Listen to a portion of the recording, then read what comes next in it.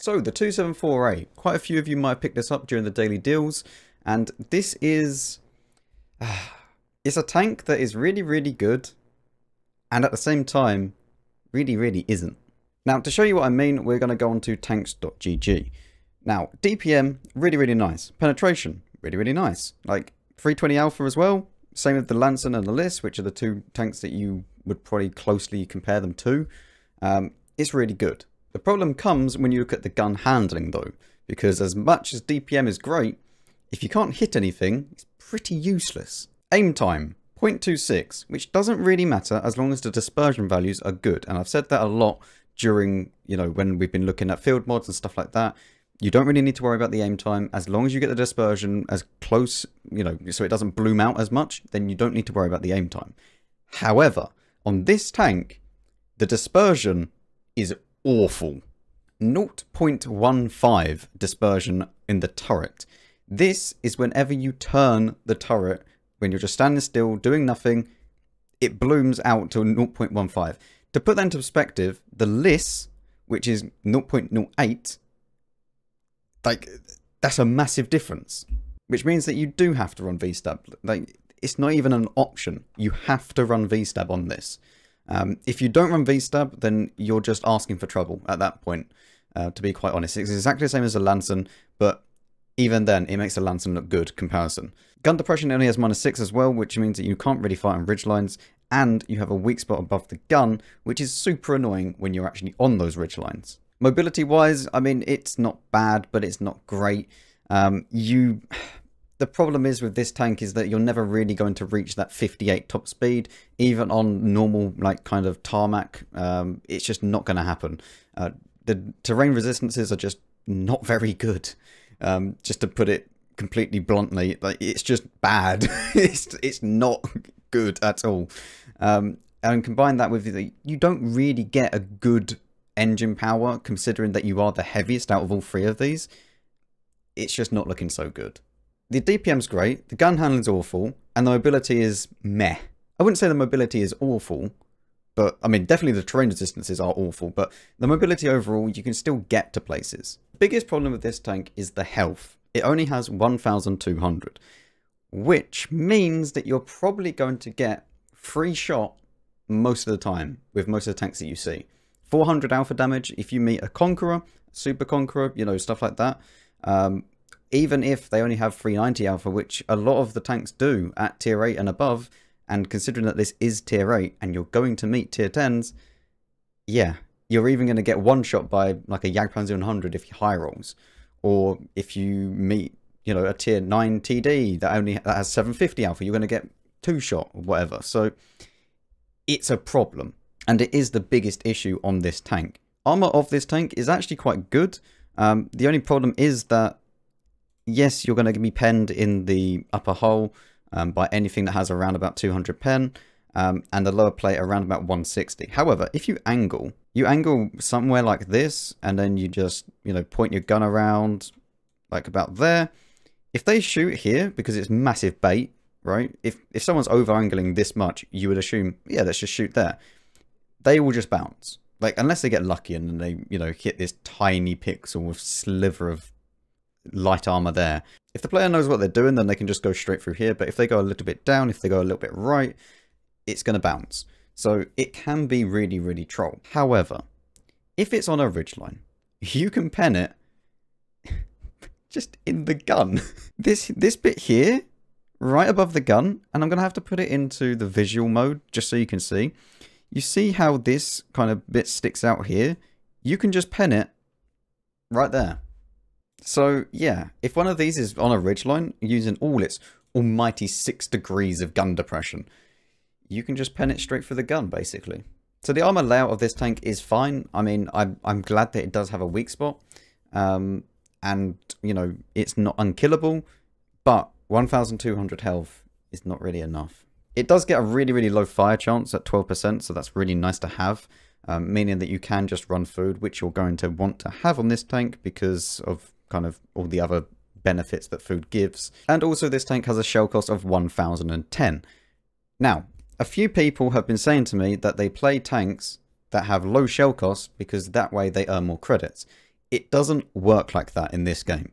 Every single premium tank has a different credit coefficient, meaning that if the tank has, let's say it's a premium tank and its standard shells are 4,000, right?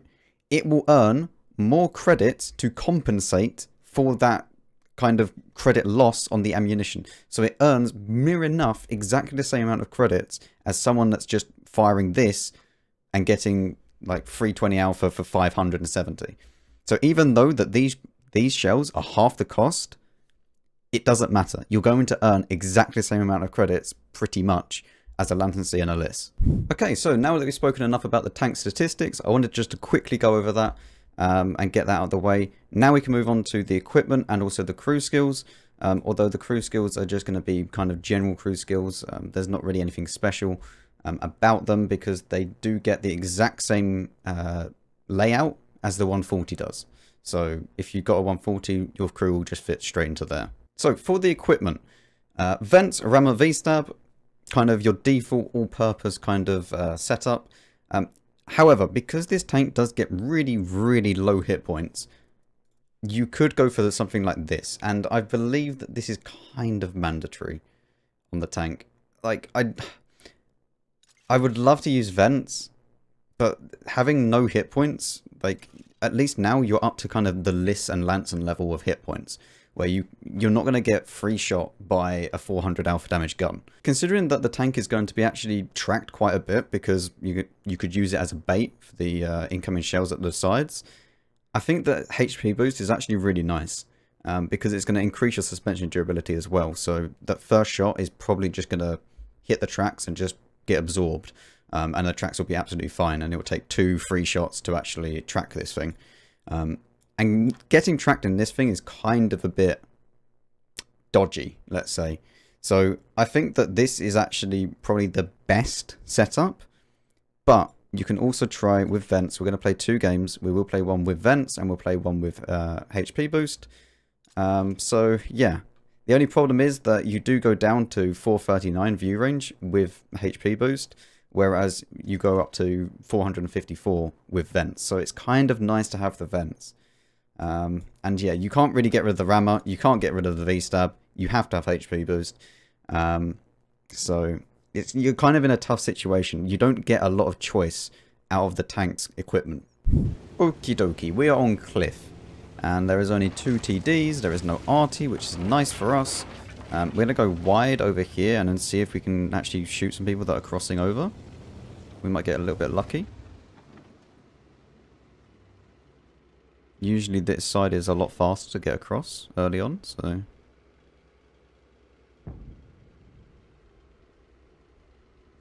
Really? Nobody? Okay. We know that there's probably going to be... Well, there's a T10 that hasn't got spotted. There's also a T28. We know that the T28 is probably going to be on this corner now. But we have to try and go now.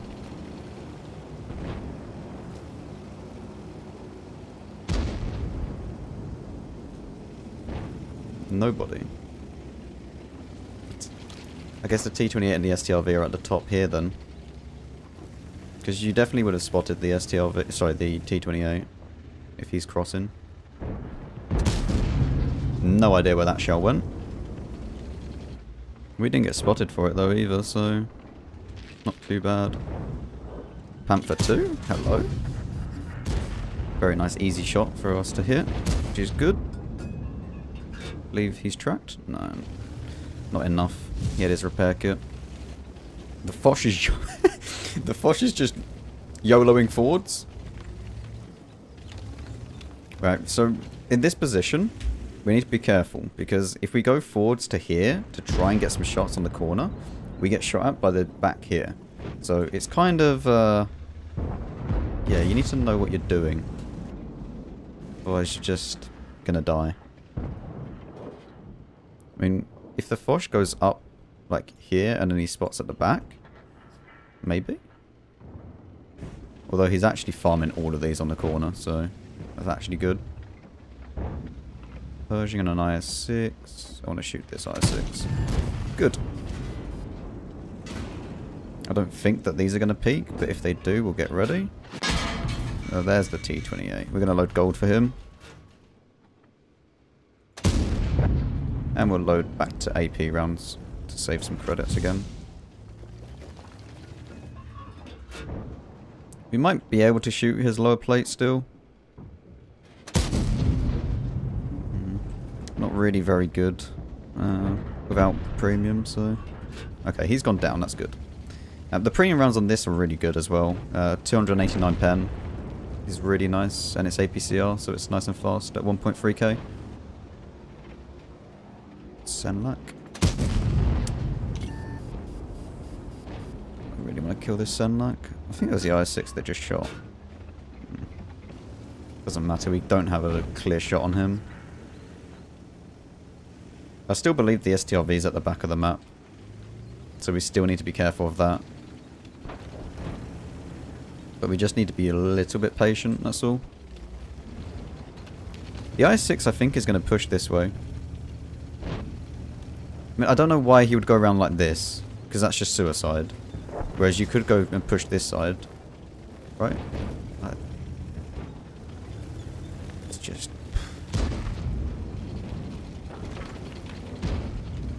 Okay. Well, let's go and try and assist our friends over this side.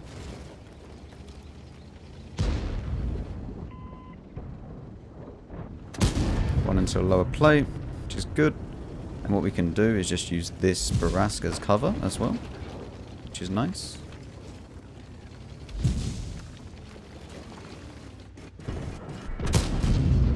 Don't even really know how I managed to hit that. But there we go.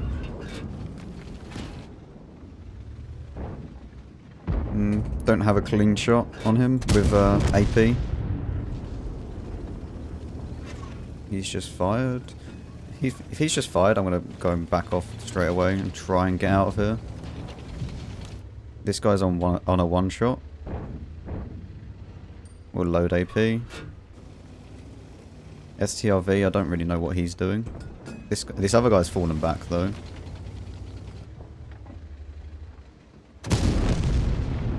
Prepare for the STRV shot. Yeah.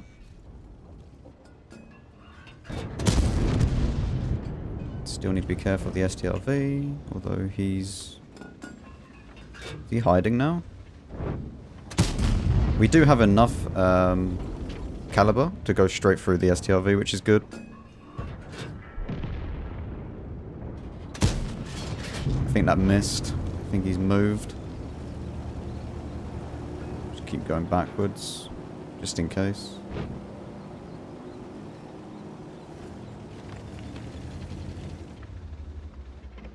I don't know what the IS-6 was doing. But he was just oblivious. Okay, so there is a Barask on top of the hill. Which we don't really know where he is. Which is a little bit annoying.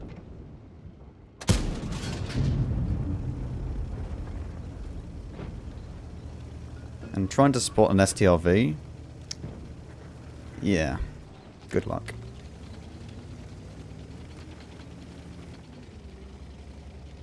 I mean, what we can do is actually go around like this. And then we just go here. Maybe we can spot the STRV. He should be like around here.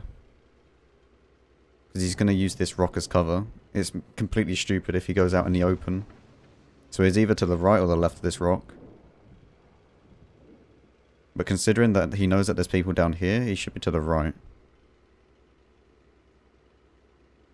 Nice. Actually going to proxy spot him.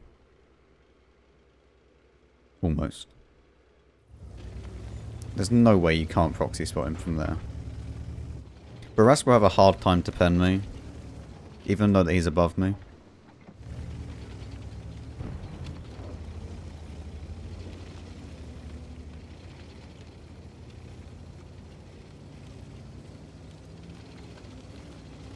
Well, we don't get spotted doing that. Which means that the STRV has more than likely jumped off.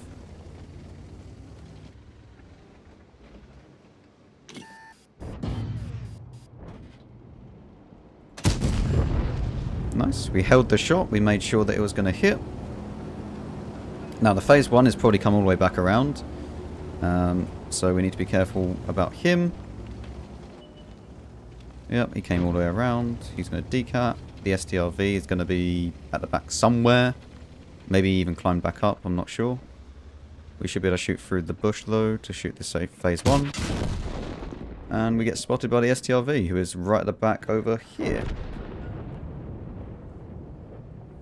But it's fine. Like 2.4k, it's okay. It's not too bad. So at the end of it, it wasn't too bad. Nearly 2.5k damage. And we earned quite a nice amount of credits profit. We did complete a mission, but we still earned, like, what, 90k just alone. So, yeah, overall, decent battle. Okay, so now we are on Redshire, and we do have the HP boost active, as you can see. So we're using our secondary loadout, which is kind of the one that I'd recommend people to use, because you just need HP boost on this tank. Like, you feel a lot more confident when you're going into battles where your tracks are going to absorb a little bit more, and you don't really lose too much. I mean, yes, you lose the view range, but it's not. I don't know. I think that the HP boost benefit on this tank outweighs the little bit of a loss on kind of other stuff. It was also a tier 9 game, and there's someone in that bush there. But we are going to shoot once as we go past.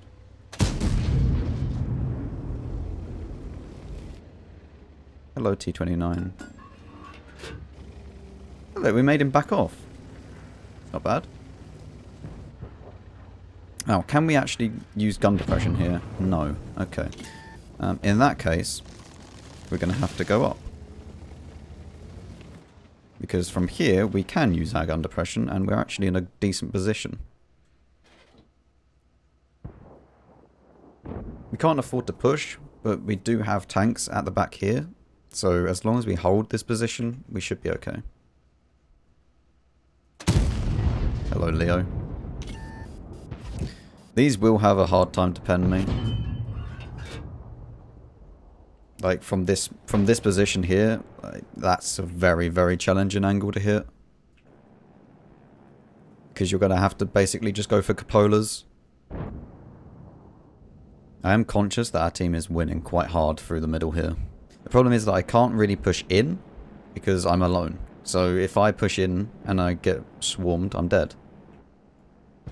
But there isn't really anything I can do about that.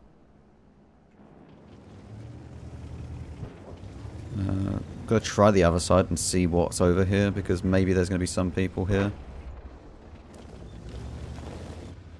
Oh, now you peek, do you? He doesn't have that good DPM. I can out DPM this guy.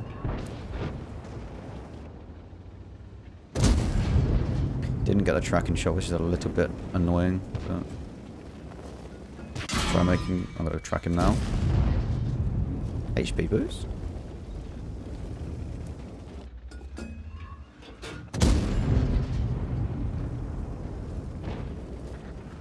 And now we go for the killing shot. Very nice. Now we just wait a second because I want to peek for the Kunzerpanzer. Nice. And now we can go forwards because it's only an AMX over this side. And these are going to peek me. Hello. Oh, you're dead. Oh well. Guga. Hello. You see, like, AP rounds just go straight through it. It's just... Even then, it's just overkill.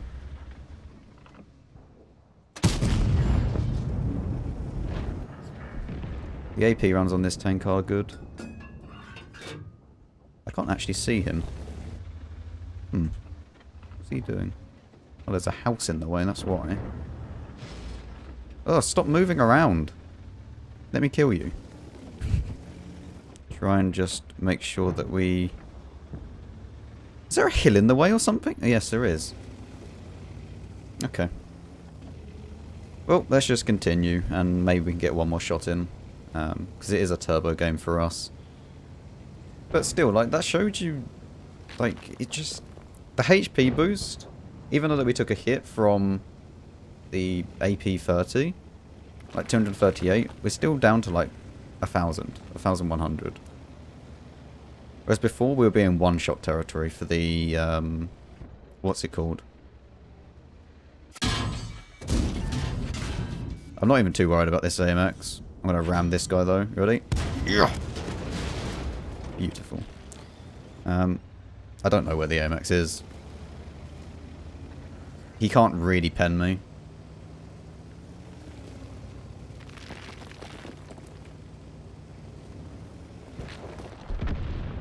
Let's see if we can get a shot on him. Nice. Good, good, good. Maybe one more? Not quite. That was aimed well though.